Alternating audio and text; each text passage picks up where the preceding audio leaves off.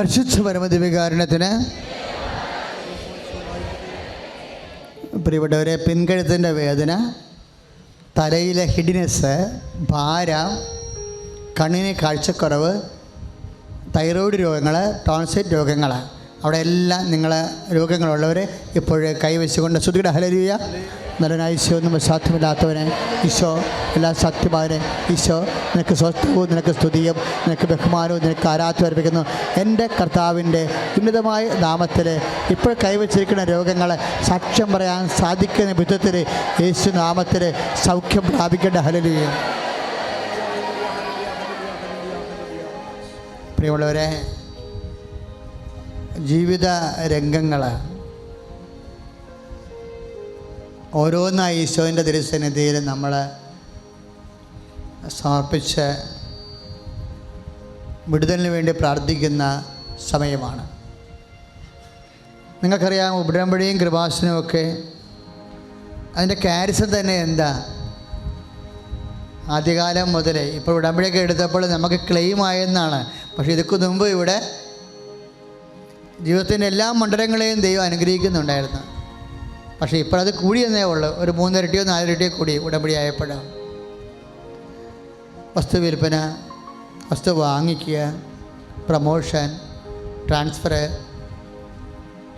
നൈപുണ്യ പരീക്ഷ, യോഗ്യതാ പരീക്ഷ, കേസ്, സ്ഥലമളവ്, കോടതി, യാത്ര, വിസ, പെർമനൻ്റ് വിസ,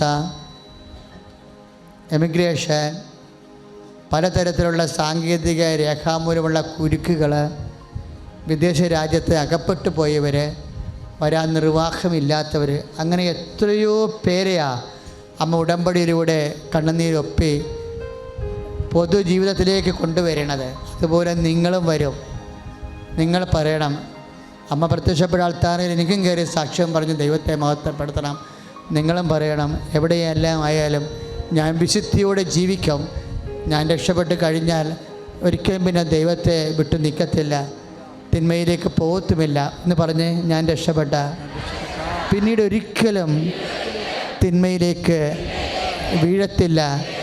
യേശുവിൻ്റെ മകനായി, യേശുവിൻ്റെ മകളായി ജീവിച്ചു കൊള്ളാം. എൻ്റെ കർത്താവേ, ഞങ്ങൾ മക്കൾ ഒരേ മനസ്സോടെ കണ്ണീരോടെ പ്രാർത്ഥിക്കുന്നു. സാമ്പത്തിക മേഖലകൾ, വരുമാന മേഖലകൾ, സാമ്പത്തിക കടങ്ങൾ, തൊഴിൽ മേഖലകൾ, ഞങ്ങളുടെ വിദ്യാഭ്യാസ രംഗങ്ങൾ, സാങ്കേതിക രേഖകളുടെ രംഗങ്ങൾ, പരീക്ഷകൾ, ഇൻ്റർവ്യൂകൾ, യാത്രകൾ, ദൈവ തിരുസന്നിധിയിൽ വെച്ചിട്ടുള്ള ഉയർത്തിയിട്ടുള്ള ഓരോ വിഷയങ്ങളുടെ മേലും പരിശുദ്ധ അമ്മയുടെ മധ്യസ്ഥതയാൽ യേശുവിൻ്റെ ശക്തി ഒരുക്കട്ടെ.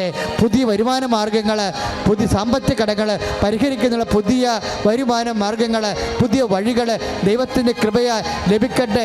യാത്രയുടെ തടസ്സങ്ങൾ യേശു നാമത്തിൽ മാറിപ്പോകട്ടെ. സന്താനങ്ങൾ, മക്കൾ ഇല്ലാത്തവർ, തെറ്റായ പ്രണയത്തിൽ അകപ്പെട്ടു പോയവർ, കുടുംബത്തിൻ്റെ സമാധാനം നഷ്ടപ്പെട്ടവർ, ദൈവമേ, കണ്ണീരോട് ഉടമ്പടി ചെയ്ത ഓരോ വിഷയങ്ങളുടെ മേല് മാർഗരോഗങ്ങൾ, തീരവേദനകൾ, ജീവിത ദുരിതങ്ങൾ യേശുവിന്റെ നാമത്തിൽ മാറിപ്പോടേ.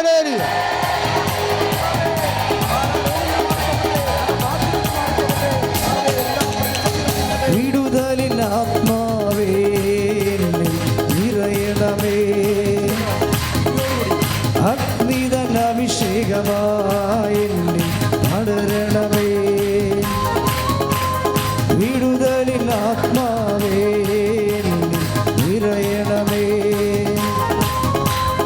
അഗ്നിതൻ അഭിഷേകമായി പടരണമേ. പാപമിൽ ചാമ്പലാക്കണമേ, കൃപയാൽ ജ്വലിപ്പിക്കണേ. ഓ അഗ്നി അഭിഷേകമേ, ഓ അഗ്നി അഭിഷേകമേ,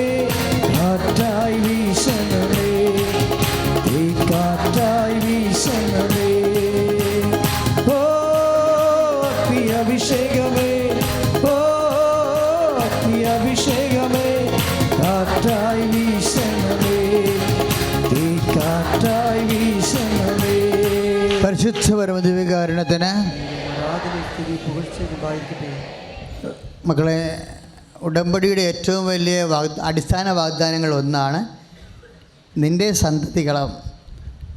സന്തതികൾ മൂലം ലോകത്തിലെ എല്ലാ സന്തതികളും അനുഗ്രഹിക്കപ്പെടും. നമ്മൾ ഉൽപ്പത്തി 33:18 വായിക്കുന്ന വലിയ അടിസ്ഥാന മെസ്സേജാണ്. സന്താനങ്ങൾ ഒത്തിരി അനുഗ്രഹിക്കപ്പെടുന്നുണ്ട്. നിങ്ങൾ കേൾക്കുമ്പോൾ അറിയാം. MOH, HAD, IELTS, പഠന പുരോഗതി, വലിയ മാർക്ക് വാങ്ങി മെറിറ്റിലോട്ട് വരുന്നവർ. അപ്പോൾ സന്താനങ്ങളുടെ മേഖലയിൽ, അതുപോലെ തെറ്റായ പ്രണയത്തിൽ കുടുങ്ങി അകപ്പെട്ടു പോയവർ, അങ്ങനെ സന്താന മേഖലയിലെല്ലാം വലിയ വിടുതൽ നമുക്ക് ലഭിക്കുന്നതിൻ്റെ കാരണം സന്താനങ്ങൾ പോലും ഉണ്ടാകുന്നത്. കാര്യം 22 കൊല്ലം ഒക്കെ മക്കളില്ലാതെ ഉടമ്പടി ചെയ്യുമ്പോൾ മക്കൾ കിട്ടണത് 11 കൊല്ലം, 16 കൊല്ലം, അങ്ങനെ ഓരോ റേഞ്ചിൽ. അപ്പോൾ ഈ സന്താനങ്ങൾക്കുള്ള അടിസ്ഥാന വാഗ്ദാനമാണ്, ഉടമ്പടി വാഗ്ദാനമാണ് ദൈവം കൊടുത്തിരിക്കുന്നത്. അതുകൊണ്ടാണ് നമുക്ക് സന്താനങ്ങളെ കിട്ടണതും. ഒരു മാർഗ്ഗമില്ലെങ്കിലും സന്താനങ്ങളെ ദൈവം തരും. അപ്പോൾ സന്താനങ്ങളുടെ അനുഗ്രഹങ്ങളെല്ലാം, അതാണ് ഇത്രയും ചെറുപ്പക്കാർ പറഞ്ഞതും ഒത്തിരി പേരൊക്കെ ഇപ്പോൾ അവർക്ക് സാക്ഷ്യം പറയാൻ കഴിയണതും ഒക്കെ അതാണ്. സന്താനങ്ങളുള്ള ദൈവത്തിൻ്റെ വാഗ്ദാനപ്രദം, ഉടമ്പടിയുടെ പരിധി വരുന്ന വാഗ്ദാനത്തിൻ്റെ സബ്ജക്റ്റാണ് സന്താനങ്ങളിലൂടെ മറ്റുള്ള സന്താനങ്ങൾ അനുഗ്രഹിക്കപ്പെടുന്നത്. അപ്പോൾ അത് മൗനമായിട്ട് പ്രാർത്ഥിക്കേണ്ട ഒരു സമയമാണ്. നിങ്ങൾ ഉടമ്പടി ചെയ്തവർ, മക്കൾക്ക് വേണ്ടി ഉടമ്പടി ചെയ്തവരുണ്ട്, മക്കൾ തന്നെ ഉടമ്പടി ചെയ്തവരുണ്ട്. അതെല്ലാം ഇപ്പോൾ ഓർക്കണം. ഉടമ്പടി ചെയ്യാനിരിക്കുന്നവരുണ്ട്, അത് അവർ ഓർക്കണം. പഠനമായാലും ജോലിയായാലും വിസയായാലും സ്റ്റഡി വിസയായാലും പൈസ കൊടുത്തിട്ട് കളിപ്പിക്കപ്പെട്ട ആൾക്കാരായതുണ്ട്. അറിയാതെ പൈസ കൊടുത്തിട്ട് കളിപ്പിക്കപ്പെട്ടിട്ട് പൈസ കിട്ടാതിരിക്കുന്നവരില്ലേ, അവരൊക്കെ പ്രാർത്ഥിക്കേണ്ട സമയമാണ്. കർത്താവിൻ്റെ തിരുസന്നിധിയിൽ അച്ഛൻ നിങ്ങൾക്ക് വേണ്ടി പ്രാർത്ഥിക്കുന്നതാണ്. മക്കളില്ലാത്തവർ പ്രാർത്ഥിക്കണം. ഇപ്പം 36 വയസ്സുള്ള കല്യാണങ്ങൾ നടക്കുന്നു, 32 വയസ്സ് 34 വയസ്സുള്ളവരുടെ കല്യാണമൊക്കെ നടക്കുന്നത്. അതെല്ലാം ഉടമ്പടി പ്രകാരമുള്ള സന്താനങ്ങളുമായി ബന്ധപ്പെട്ടുള്ള സാക്ഷ്യങ്ങളാണ്. സാറ ചിരിച്ചതും ഈ പ്രായക്കൂടുതൽ കൊണ്ടാണ് ചിരിച്ചത്. പക്ഷേ ദൈവത്തിന് അത് ഇഷ്ടപ്പെട്ടില്ല. ഉടമ്പടിയുടെ ഭാഗമാണ്. നിനക്കെത്ര പ്രായമായാലും ദൈവം തീരുമാനിച്ചാൽ അത് നിനക്ക് അനുഭവിക്കാൻ പറ്റും. അപ്പോൾ പ്രായക്കൂടുതൽ കൊണ്ട് സാറ ചിരിച്ചു. നിൻ്റെ പ്രായക്കൂടുതൽ 36 40 വയസ്സാണെന്ന് ചിരിക്കൊന്നും വേണ്ട. നിനക്ക് ജീവിത പങ്കാളിയെ കിട്ടണമെന്ന് നിനക്ക് ആഗ്രഹിക്കുന്നുണ്ടെങ്കിൽ മൗനമായി നിനക്ക് പ്രാർത്ഥിക്കാം.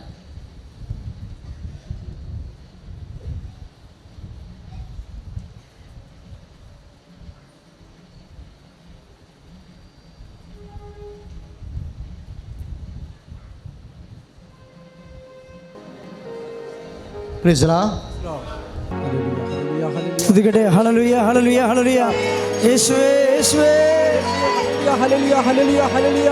യേശുവേ, ജീവിക്കുന്ന ദൈവമേ, ഞങ്ങളുടെ വെറുതെയോടെ പറഞ്ഞു വിടില്ല എന്ന് പറഞ്ഞ് ഞങ്ങളോട് വാഗ്ദാനം ചെയ്ത ദൈവമേ, ഞങ്ങളെ അനുഗ്രഹിക്കാനായി വിളിച്ച ദൈവമേ, ഹല്ലേലൂയ, ഹല്ലേലൂയ. ദൈവത്തിന്റെ ശക്തിയായ ദൈവമേ, ഹല്ലേലൂയ, ഹല്ലേലൂയ, ഹല്ലേലൂയ, ഹല്ലേലൂയ, ഹല്ലേലൂയ, ഹല്ലേലൂയ. യേശുവേ, ഞങ്ങൾ ആരാധിക്കുന്നു കർത്താവേ. ഹല്ലേലൂയ, ഹല്ലേലൂയ, ഹല്ലേലൂയ, ഹല്ലേലൂയ, ഹല്ലേലൂയ. യേശുവേ, യേശുവേ, വെറുതെയോടെ ഞങ്ങളെ പറഞ്ഞിരിക്കില്ല എന്ന് ഞങ്ങളോട് വാഗ്ദാനം ചെയ്ത ദൈവമേ, നന്ദി കർത്താവേ. ഹല്ലേലൂയ, ഹല്ലേലൂയ, ഹല്ലേലൂയ, ഹല്ലേലൂയ, ഹല്ലേലൂയ, ഹല്ലേലൂയ, ഹല്ലേലൂയ, ഹല്ലേലൂയ, ഹല്ലേലൂയ, ഹല്ലേലൂയ, ഹല്ലേലൂയ, ഹല്ലേലൂയ, ഹല്ലേലൂയ. യേശുവേ, സ്തോത്രം കർത്താവേ, നന്ദി കർത്താവേ. ഹല്ലേലൂയ, ഹല്ലേലൂയ, ഹല്ലേലൂയ, ഹല്ലേലൂയ, ഹല്ലേലൂയ, ഹല്ലേലൂയ, ഹല്ലേലൂയ, ഹല്ലേലൂയ. യേശുവേ, ഹല്ലേലൂയ, ഹല്ലേലൂയ. യേശുവേ,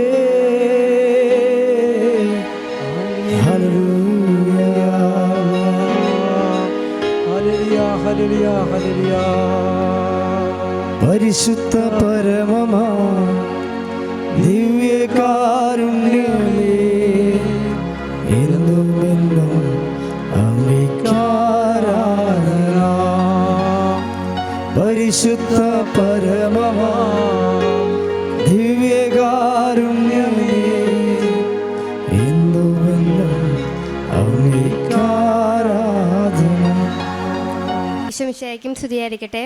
അമ്മ മാതാവ് പ്രത്യക്ഷപ്പെട്ട ഈ തിരുവൽത്താരയിൽ മാതാവിൻ്റെ പ്രത്യക്ഷീകരണത്തിനും ദൈവപിതാവിൻ്റെ മഹത്വത്തിനും വേണ്ടി ഞാൻ എൻ്റെ സാക്ഷ്യത്തെ നിങ്ങൾക്ക് മുന്നിൽ പറയുകയാണ്. എൻ്റെ പേര് മരിയ. ഞാൻ നേഴ്സാണ്. 2023 ഞാൻ നഴ്സിംഗ് പാസ് ഔട്ടാവുന്നത്. അപ്പം എല്ലാവരും ആഗ്രഹിക്കുന്ന പോലെ പുറത്തേക്ക് പോകാനായിട്ട് ഞാൻ ജർമ്മൻ പഠിച്ചു തുടങ്ങി.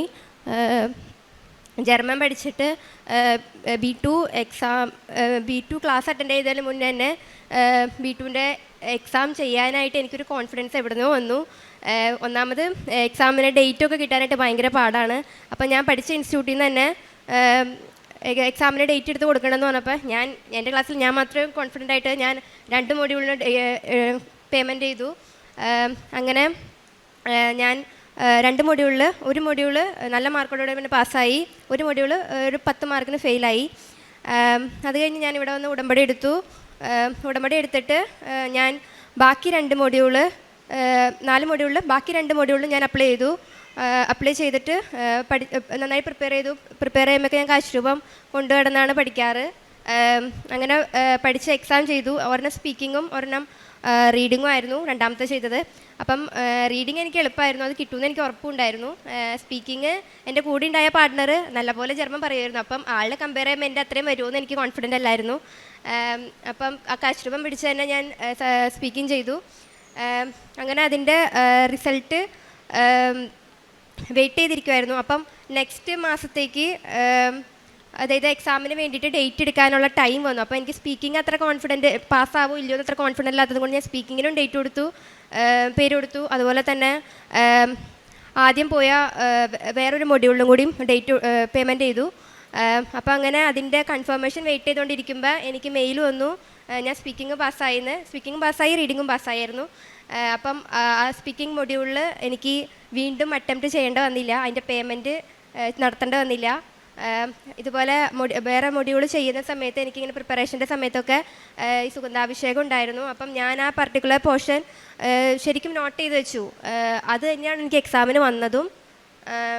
അങ്ങനെ 4 മൊഡ്യൂളും വേഗം എക്സാം ഡേറ്റ് കിട്ടി പാസ്സാവാൻ സാധിച്ചു.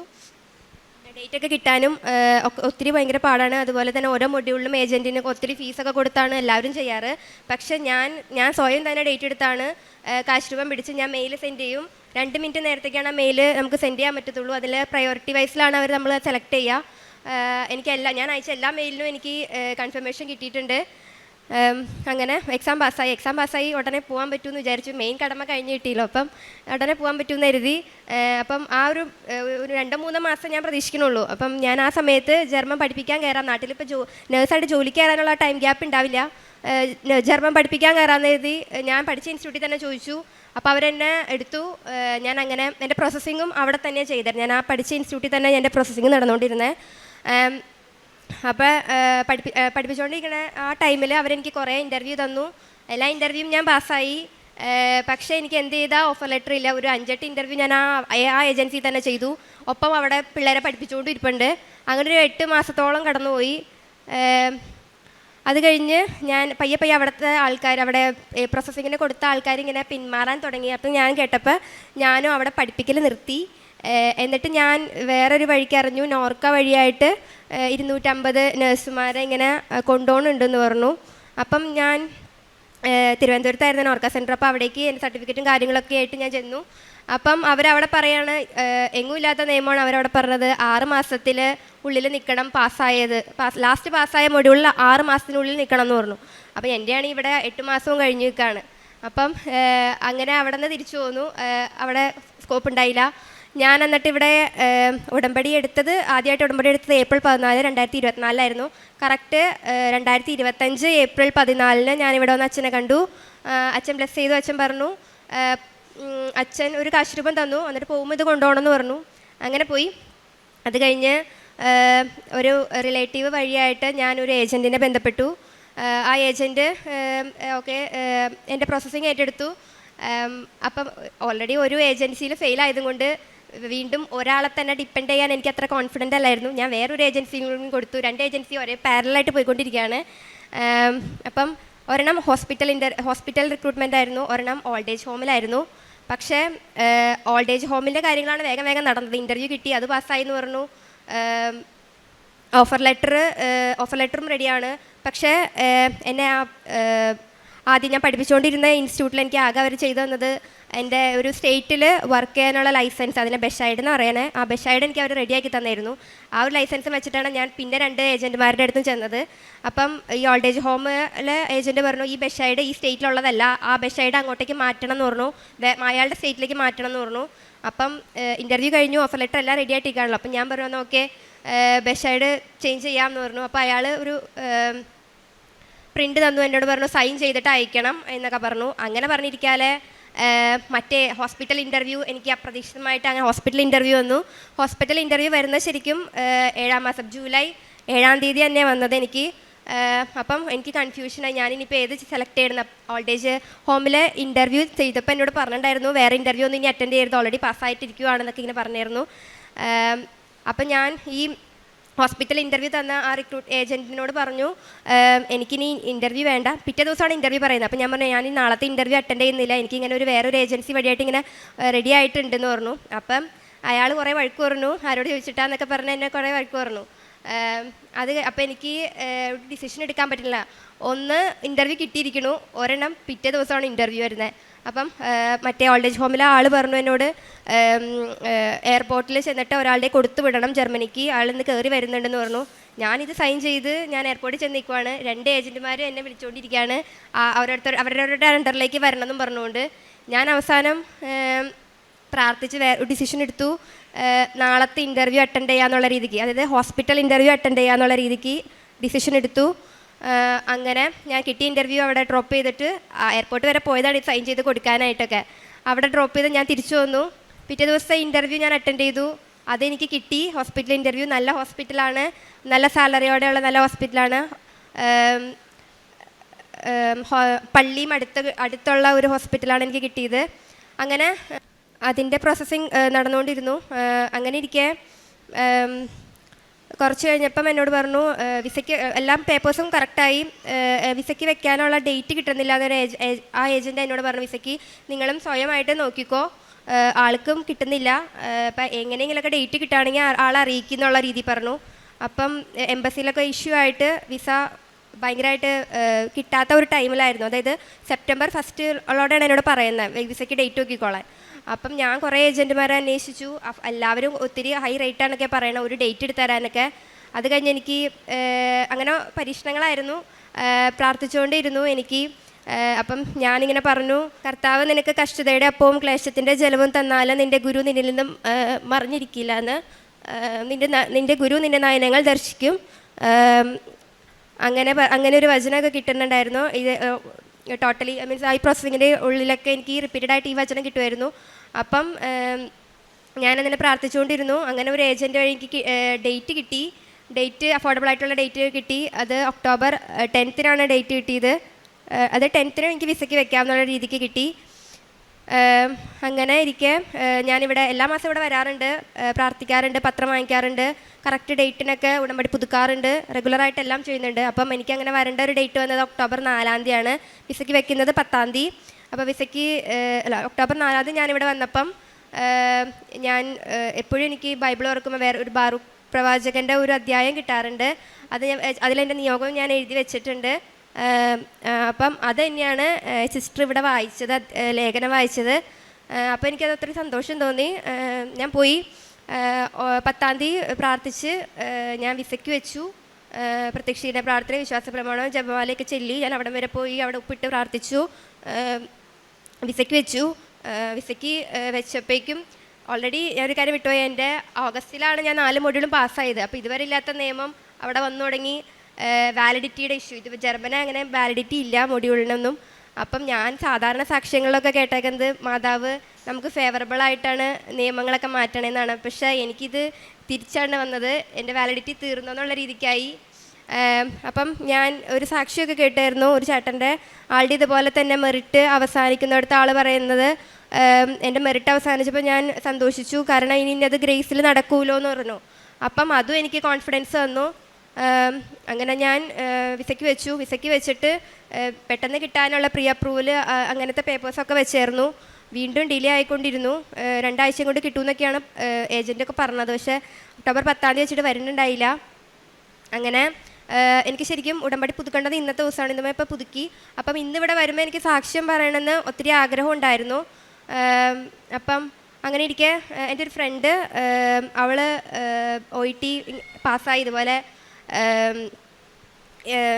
ഇൻ്റർവ്യൂ ഒന്നും കിട്ടാതെ ഇരിക്കുമായിരുന്നു. അപ്പോൾ അവൾ ജർമ്മൻ പഠിച്ചു തുടങ്ങിയപ്പോൾ ജർമ്മൻ എക്സാമിന്, ഇന്നൊക്കെ എക്സാമാണ് ഈ ടൈമിൽ.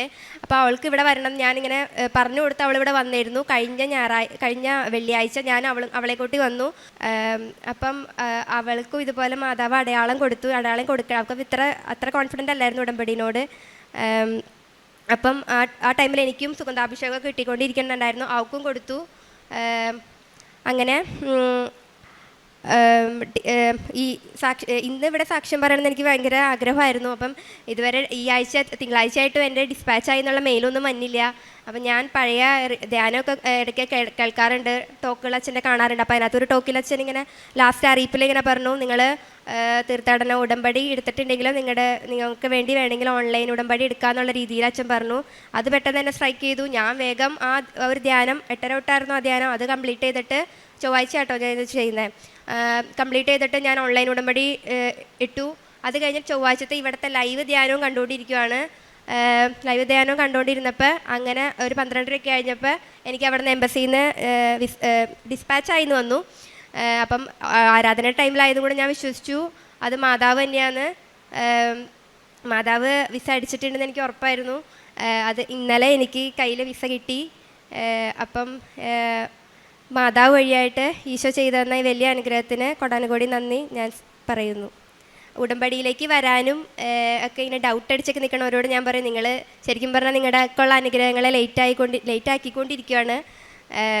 അപ്പം ഉടമ്പടി എടുത്തു കഴിഞ്ഞാൽ മാതാവ് നിങ്ങളെ അനുഗ്രഹിക്കും, അത് ഉറപ്പുള്ള കാര്യമാണ്. നന്ദി. കാരുണ്യ പ്രവർത്തികളായിട്ട് ഞാൻ ചെയ്തുകൊണ്ടിരുന്നത് ഞങ്ങളുടെ അടുത്തുള്ള ഒരു ഓൾഡ് ഏജ് ഹോമിൽ പോയിരുന്നു. ഞാനും അമ്മയും ഉടമ്പടി എടുത്തിട്ടുണ്ട്. അവിടെ പോയിട്ട് അവിടെ അമ്മമാർക്ക് സർവീസൊക്കെ ചെയ്തു കൊടുക്കാറുണ്ട്. അതുപോലെ തന്നെ രോഗികളൊക്കെ കാണാറുണ്ട്. പിന്നെ വീട്ടിൽ നിന്ന് പൈസ കൊടുത്ത് സഹായിക്കാറൊക്കെ ഉണ്ട് ആവശ്യമുള്ളവർക്ക്.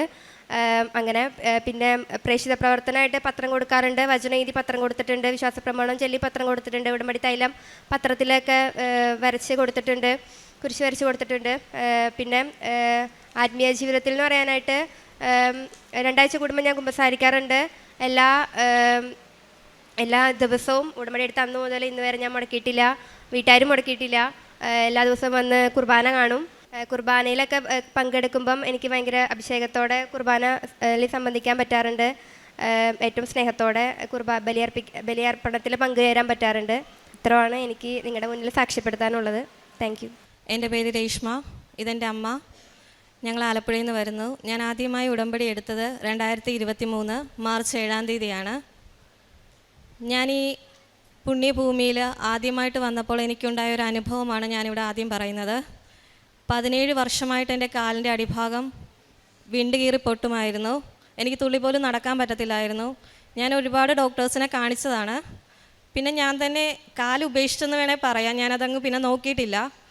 ഒരുപാട് മരുന്ന് കഴിച്ചു. ആ സമയത്തൊരു വേദനയ്ക്കൊരു മാറ്റം ഉണ്ടെന്നല്ലാതെ എനിക്കത് പൂർണ്ണമായി മാറിയിട്ടില്ലായിരുന്നു. പക്ഷെ ഞാനിവിടെ കാലുകുത്തി 2023 ആ വർഷം തൊട്ട് ഈ നവംബർ 2025 വരെ എനിക്ക് പിന്നെ കാല് ഇതുവരെ പൊട്ടിയിട്ടില്ല. മാതാവ് ഏറ്റവും വലിയൊരു അനുഗ്രഹമാണ് എനിക്ക് തന്നത്. വിണ്ടുകീറി മൊത്തം കാലിൻ്റെ അടിഭാഗം പൂർണ്ണമായി പൊട്ടുമായിരുന്നു. ചില സമയത്ത് അത് മേളിലോട്ട് കാൽപാദം വരെ വരാറുണ്ടായിരുന്നു. പക്ഷെ അത് മാതാവ് പൂർണ്ണമായി മാറ്റിത്തന്നു. അതെനിക്ക് 17 വർഷമായിട്ട് പൊട്ടുന്നതായിരുന്നു. പരിശുദ്ധ അമ്മ ഏറ്റവും വലിയ അനുഗ്രഹമാണ് എനിക്ക് തന്നത്. രണ്ടാമത്തെ എൻ്റെ സാക്ഷ്യം, 7 വർഷമായിട്ട് ഞങ്ങളുടെ വീടിൻ്റെ പണി പൂർത്തീകരിക്കാൻ സാധിക്കാതെ സാമ്പത്തികമായി ഞങ്ങൾ ഒരുപാട് വിഷമിക്കുന്നുണ്ടായിരുന്നു. പൈസ സ്വരുക്കൂട്ടി തുടങ്ങിയാലും പക്ഷേ അതെങ്ങും എത്തുന്നില്ലായിരുന്നു. അങ്ങനെ അമ്മയുടെ ഉടമ്പടിയിൽ നിയോഗം വെച്ച് പ്രാർത്ഥിച്ച് ഓരോ മുറിയിലും ഞങ്ങൾ കൊന്ത ചൊല്ലി പ്രാർത്ഥിക്കുകയും ഉടമ്പടി വസ്തുക്കൾ ഉപ്പും ഉടമ്പടി തൈലം വെച്ച് കുരിശ് വരയ്ക്കുകയൊക്കെ ചെയ്തതിൻ്റെ ഫലമായി കറക്റ്റ് ഒരു വർഷം, പിറ്റേ വർഷം 2024 മാർച്ചിൽ ഞങ്ങൾക്ക് വീടിൻ്റെ പണി പൂർത്തീകരിച്ച് വീട് വെഞ്ചരിച്ച് വീട് വാസയോഗ്യമാക്കി തന്നു പരിശുദ്ധ അമ്മ. അതിനമ്മയ്ക്ക് കോടാനുകോടി നന്ദി പറയുന്നു. അടുത്ത എൻ്റെ സാക്ഷ്യം, ഡ്രൈവിംഗ് ലൈസൻസ് എടുത്തതാണ്. എനിക്ക് വണ്ടി ഓടിക്കാൻ പേടിയായിരുന്നു. എതിരെ വണ്ടി വരുമ്പോൾ ഞാൻ കണ്ണടച്ച് കളയുന്നതാണ് പതിവ്. എനിക്ക് വണ്ടി വരുമ്പോൾ പേടിയാണ്. പക്ഷേ പരിശുദ്ധ അമ്മയുടെ സഹായത്താൽ എനിക്ക് ആദ്യത്തെ അറ്റംപ്റ്റിൽ തന്നെ ഡ്രൈവിംഗ് ലൈസൻസ് എടുക്കാൻ സാധിച്ചു. അതിനും അമ്മയുടെ ഉടമ്പടി വസ്തുക്കൾ ഞാൻ കൊണ്ടുപോയിരുന്നു. അതുപയോഗിച്ച് പരിശുദ്ധ അമ്മ എന്നെ ആദ്യത്തെ അറ്റംപ്റ്റിൽ തന്നെ പാസ്സാക്കി തന്നു. അടുത്ത എൻ്റെ സാക്ഷി എൻ്റെ അമ്മയുടെ ബ്ലീഡിംഗ് ആണ്. പീരീഡ്സ് ടൈമിൽ നല്ല രീതിയിൽ ബ്ലീഡിംഗ് ഉണ്ടായിരുന്നു. അത് ഉടമ്പടി വസ്തുക്കൾ ഉപയോഗിക്കുകയും ലൈറ്റ് ക്യാൻ്റെ പ്രയർ റിക്വസ്റ്റ് ഇട്ട് പ്രാർത്ഥിക്കുകയും ഉടമ്പടി നിയോഗത്തിൽ വെച്ച് പ്രാർത്ഥിക്കുകയും ചെയ്തതിൻ്റെ ഫലമായി പിന്നീട് അമ്മയ്ക്ക് അങ്ങനെ ഒരു അവസ്ഥ ഉണ്ടായിട്ടില്ല. കറക്റ്റായിട്ട് ബ്ലീഡിങ്ങിൻ്റെത് അത് കറക്റ്റായിട്ട് തന്നെ പോകുന്നുണ്ട്, അല്ലാതെ ഓവർ ബ്ലീഡിംഗ് ഒന്നുമില്ല. അതുപോലെ തന്നെ അമ്മയുടെ ഉപ്പൂറ്റി വേദന, കാല് നിലത്ത് കുത്താൻ പറ്റാത്ത അമ്മയുടെ വേദനയ്ക്ക് പരിശുദ്ധ അമ്മയുടെ ഉപ്പിട്ട് വെള്ളം കാലിൽ വെച്ച് പ്രാർത്ഥിക്കുകയും അതോടെ അമ്മയുടെ ഉപ്പൂറ്റി വേദന പൂർണ്ണമായി മാറിക്കിട്ടി. പിന്നെ അടുത്തത് എൻ്റെ കല്യാണമാണ്. അതും പരിശുദ്ധ അമ്മയുടെ സഹായത്താൽ അമ്മ കൂടെ നിന്ന് കാനായിലെ കല്യാണം പോലെ എല്ലാ കാര്യങ്ങളും സാമ്പത്തികമായിക്കോട്ടെ എന്തും ആയിക്കോട്ടെ അത് പരിശുദ്ധ അമ്മ സാധിച്ചു തന്നു, അനുഗ്രഹിച്ചു. ഞങ്ങൾ കല്യാണം കഴിഞ്ഞിട്ട് പിറ്റേ ദിവസം തന്നെ ഞാനും ഹസ്ബൻഡും കൂടി ഇവിടെ വന്ന് അമ്മയ്ക്ക് നന്ദി പറയും. അന്നത്തെ ദിവസത്തെ കുർബാന ഇവിടെ നിന്ന് കൂടുകയും ചെയ്ത് അമ്മയ്ക്ക് നന്ദി പറഞ്ഞ് ഇവിടുന്ന് പോയി. അതിനും അമ്മയ്ക്ക് കോടാനുകൂടി നന്ദി പറയുന്നു. അടുത്തത് കല്യാണത്തിന് വേണ്ടി ലോണിന് അപേക്ഷിച്ചതായിരുന്നു. അതും പരിശുദ്ധ അമ്മയുടെ സഹായത്താൽ ഞങ്ങളവിടെ ഓരോ സമയത്ത് ചെല്ലുമ്പോഴും ഉപ്പിട്ട് പ്രാർത്ഥിക്കുകയും ആ മാഡത്തിൻ്റെ മുമ്പിൽ മാഡം കാണാതെ ആരും ചവിട്ടാത്ത സ്ഥലത്ത് ഞങ്ങൾ ഉപ്പിട്ട് പ്രാർത്ഥിക്കുക. ആദ്യം തരത്തില്ലെന്ന് പറഞ്ഞ ലോണാണ്. ഞങ്ങളുടെ വീട് കുറച്ച് ഉള്ളിലാണ്, പടിഞ്ഞാറ് സൈഡായത് കാരണം കുറച്ച് ഉള്ളിലുമാണ്. മാഡം വന്ന് നോക്കിയിട്ട് അവർ തരത്തില്ല എന്ന് പറഞ്ഞ ലോണാണ്. പക്ഷേ അമ്മയുടെ സഹായത്താൽ ഞങ്ങൾ ഓരോ തവണ പോകുമ്പോഴും വിശ്വാസ പ്രമാണം ചൊല്ലി ഉപ്പ് പ്രയോഗിച്ചതിൻ്റെ ഫലമായിട്ട് ആ ലോൺ ഞങ്ങൾക്ക് അവർ തരികയും എത്രയും പെട്ടെന്ന് തന്നെ ആ ലോൺ പാസ്സാക്കി തരികയും ചെയ്തു. അതിനും പരിശുദ്ധ അമ്മയ്ക്ക് കോടാനുകൂടി നന്ദി പറയുന്നു. ഇനിയും ഒരുപാട് സാക്ഷിയുണ്ട്, പക്ഷേ കൂടെ ആളില്ലാത്തതുകൊണ്ട് ഇവിടുന്ന് പറയണ്ടെന്ന് പറഞ്ഞു. ഇത്രയും അനുഗ്രഹം തന്ന പരിശുദ്ധ അമ്മയ്ക്ക് കോടാനുകൂടി നന്ദി പറയുന്നു. പിന്നെ എൻ്റെ പ്രേക്ഷിത പ്രവർത്തനം എന്ന് പറയുമ്പോൾ ഞാൻ ഇവിടെ എല്ലാ മാസവും വന്ന് എട്ടുകെട്ട് പത്രം വാങ്ങിക്കുകയും വണ്ടാനം മെഡിക്കൽ ഹോസ്പിറ്റലിൽ കൊണ്ടു കൊടുക്കുകയും അതുപോലെ ഓട്ടോ ചേട്ടന്മാർക്ക് ഓരോ വീട് ഞങ്ങൾക്ക് അറിയാൻ വയ്യാത്ത സ്ഥലത്തിലാണെങ്കിലും ഞാനും അമ്മയും കൂടി കയറി നടന്ന് ഞങ്ങളുടെ അനുഭവം പറഞ്ഞ് പത്രം കൊടുക്കുകയും ചെയ്തിട്ടുണ്ട്. പിന്നെ കാരുണ്യ പ്രവൃത്തികളെന്ന് പറയുമ്പോൾ അനാഥാലയത്തിൽ പോയി അവരെ സന്ദർശിക്കുകയും ഇവിടുന്ന് നേർച്ച വസ്തുക്കൾ വാങ്ങിച്ച് കാശ് രൂപം അതുമെല്ലാം വാങ്ങിച്ച് അവർക്ക് കൊണ്ട് കൊടുക്കുകയും ഒരു നേരത്തെ ഫുഡിനുള്ള പൈസ അവർക്ക് കൊടുക്കുകയും ചെയ്തിട്ടുണ്ട്. പിന്നെ ഞങ്ങളാൽ കഴിയുന്ന വിധത്തിൽ പാവപ്പെട്ടവർക്ക് സാമ്പത്തിക സഹായം കൊടുത്തിട്ടുണ്ട്. എൻ്റെ സ്വഭാവത്തിൽ വന്ന മാറ്റം പെട്ടെന്ന് ദേഷ്യം വരുന്ന ഒരു ആളാണ് ഞാൻ. പക്ഷെ അതിൽ നിന്നൊക്കെ ഒരുപാട് വ്യത്യാസമായി മാറിയിട്ടുണ്ട്. പിന്നെ എല്ലാ ദിവസവും പള്ളിയിൽ പോകുവാനും കുടുംബ പ്രാർത്ഥന കൂടുവാനും കുമ്പസാരിക്കാനും എല്ലാത്തിനുള്ള അനുഗ്രഹം പരിശുദ്ധ അമ്മ തന്നിട്ടുണ്ട്. ഈ സാക്ഷ്യം ഞാൻ പരിശുദ്ധ അമ്മയ്ക്ക് തിരുക്കുമാരനും സമർപ്പിക്കുന്നു.